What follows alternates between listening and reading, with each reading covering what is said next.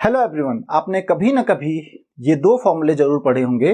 Curve surface area of cylinder is 2 pi R H, curve surface area of cone is pi R L. लेकिन क्या आपने कभी ये जानने की कोशिश की है कि ये फॉर्मूले आते कहां से हैं?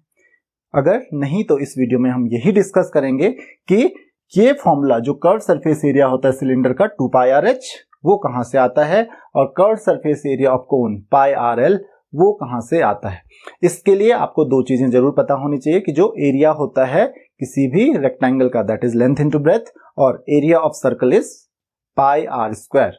तो अब अगर हम बात करें कर्व सरफेस, तो सबसे पहले हमें यह जरूर पता होना चाहिए कि कर्व्ड सरफेस एरिया का मीनिंग क्या होता है। अगर हम किसी भी शेप की बात करें, मान लेते हैं मेरे पास एक सिलेंडर है, तो ये एक सिलिंड्रिकल शेप है मेरे पास। इसका जो कर्व्ड सरफेस एरिया होगा, ये वाला एरिया इसका कहलाता है कर्व्ड सरफेस एरिया।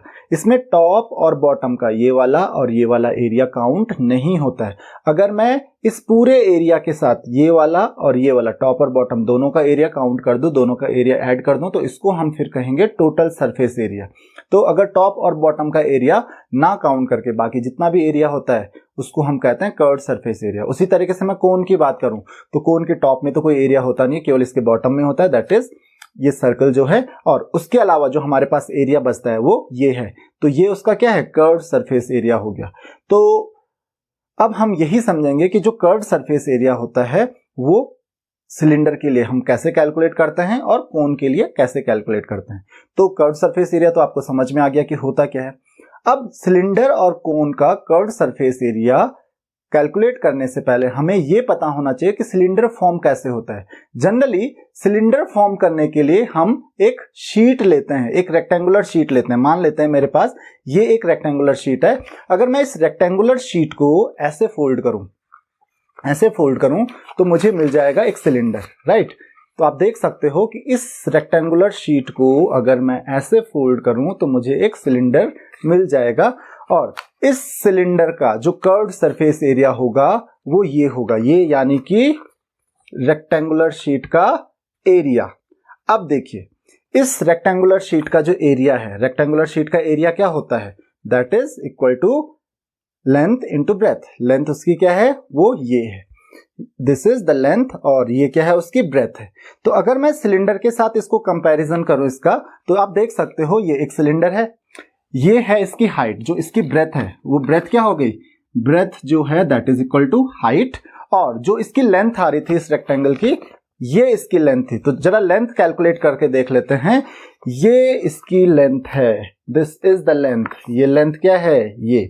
तो ये जो लेंथ है, आप फिर से एक बार देख लीजिए, ये जो लेंथ है वो पूरा का पूरा जो हम सर्कल फॉर्म कर रहे थे, जब सिलेंडर फॉर्म कर रहे थे, तो जो सर्कल फॉर्म हो रहा था उस पूरे सर्कल की सरकमफेरेंस है। ये कितनी है सरकमफेरेंस, 2 पाई आर। अगर इसका रेडियस मैं आर लेता हूं तो इसकी सरकमफेरेंस होती है 2 पाई आर। तो लेंथ की जगह पे क्या आ रहा है, L equal to 2 pi R.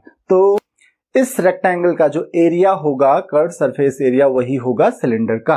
तो इस रेक्टेंगल का एरिया क्या होगा, दैट इज ब्रेथ। ब्रेथ इसकी कितनी है, एच, और लेंथ कितनी है, 2 पाई आर। तो कितना हो जाएगा, area of cylinder equal to क्या हो जाएगा, L into B, that will be equal to 2 pi R into H. तो ये कैलकुलेट करना तो हमारे लिए बहुत ही, तो उम्मीद है कि आपको ये बात समझ में आ गई होगी कि हम कैसे सिलेंडर का कर्व सरफेस एरिया कैलकुलेट करते हैं, कहां से ये 2 पाई आर एच आता है। अब बात करते हैं हम कोन की। तो अगेन जैसे कि हमको ये पता होना चाहिए कि सिलेंडर कैसे फॉर्म होता है, हमको ये भी पता होना चाहिए कि कोन कैसे फॉर्म होता है। अगर हम बात करें इस पर्टिकुलर, तो कोन को फॉर्म करने के लिए, मान लेते हैं मेरे पास एक कोन है, तो कोन के बारे में कुछ टर्म्स आपको पता होनी चाहिए। This is the radius of cone, जो बॉटम जो होता है कोन का, तो ये जो बॉटम होता है, ये बॉटम में आप सर्कल देख रहे हो, इस सर्कल का जो रेडियस होता है उसको मैंने आर से डिनोट किया, स्मॉल आर से, और जो लेंथ है, ये वाली जो लेंथ है, इसको हम कहते हैं स्लैंट हाइट। तो पाई आर एल इसका एरिया होता है। ये एरिया कहां से आता है, अब हम ये भी कैलकुलेट कर लेते हैं। लेकिन अगेन उसको कैलकुलेट करने से पहले मुझे ये जरूर पता होना चाहिए कि कोन फॉर्म कैसे होता है। तो आप एक सर्कल देख सकते हो, कोन फॉर्म होता है एक सर्कल से। अगर मैं सर्कल को इस तरीके से कट कर दूं, इसको हम कहते हैं एक सेक्टर, सर्कल का एक सेक्टर कट कर दूं, ये एक सेक्टर मैंने कट कर दिया, तो इस सेक्टर को मैं कोन में कन्वर्ट कर सकता हूं। तो मैंने क्या किया, सर्कल का एक सेक्टर लिया, ये वाला सेक्टर लिया, ये आप देख सकते हो, ये मैंने सर्कल का एक सेक्टर कट कर दिया सर्कल से, और इसको अगर मैं ऐसे फोल्ड करूं तो मुझे मिल जाता है कोन। तो आप देख सकते हैं इस तरीके से हमें कोन मिल जाता है। तो ये मुझे मिल गया एक कोन, राइट। इस कोन का जो एरिया होगा, राइट, इस कोन का जो कर्व सरफेस एरिया होगा वो इस सेक्टर का एरिया है। तो बस मुझे अगर इस कोन का कर्व सरफेस एरिया मिल गया तो मुझे इस सेक्टर का भी एरिया मिल जाएगा। अब आपको दो चीजों का ध्यान देना है। पहली चीज, जिस सर्कल को मैंने कट किया था उस सर्कल का जो रेडियस r है, मैंने मान लेते हैं मैंने r से डिनोट किया है यहाँ पे, इसका जो रेडियस है, देखिए इसका रेडियस कौन सा था, ये इसका रेडियस है, ये वाला इसका रेडियस आप देख सकते हो यहाँ पे, दिस इज द रेडियस। और ये रेडियस अगर मैं इसको कन्वर्ट कर दूं कोन में, तो अब आप इस कोन को कंपेयर कीजिए इस कोन के साथ, तो ये क्या हो गई, L हो गई, दैट इज स्लैंट हाइट। मतलब जिस सर्कल से मैंने इसको कट किया उस सर्कल का जो रेडियस है वो इस कोन की स्लैंट हाइट होगी, और इस कोन का रेडियस तो कुछ और है, कोन का रेडियस तो इस वाले सर्कल का रेडियस होगा। तो आप इन दो अलग अलग रेडियाई में कंफ्यूजन मत क्रिएट कीजिए, दोनों अलग अलग रेडियाई हैं। ये कोन का रेडियस स्मॉल r है, और जिस सर्कल से मैंने इस कोन को बनाया था उस सर्कल का जो रेडियस है वो हो जाएगा स्लैंट हाइट। तो इस r को मैं रिप्लेस करूंगा अब L से, क्योंकि ये क्या है, स्लैंट हाइट है, तो ये r नहीं है, ये L है। तो उम्मीद है कि आपको ये बात समझ में आ गई होगी। और अगर मैं इस सेक्टर का एरिया कैलकुलेट कर लूं तो यही एरिया क्या हो जाएगा, कोन का एरिया भी हो जाएगा। अब एरिया ऑफ सेक्टर का आपने फॉर्मूला पढ़ा होगा। एरिया ऑफ सेक्टर जो होता है, area of sector equal to होता है थीटा। अगर ये एंगल बनाता है, क्योंकि एंगल पे डिपेंड करता है, अगर मैं छोटा एंगल लेता हूं तो क्या हो जाएगा, सेक्टर का एरिया भी कम हो जाएगा। अब यहां पर ये जो इतना एंगल होगा, एंगल के अकॉर्डिंग क्या होगा, इस सेक्टर का एरिया होता है। तो आपको पता है एरिया ऑफ सेक्टर होता है theta upon 360 into pi R square. तो एरिया ऑफ सेक्टर आर की जगह पे क्या है, यहाँ पे एल है, तो एरिया ऑफ सेक्टर आ गया हमारे पास theta by 360 into pi L square.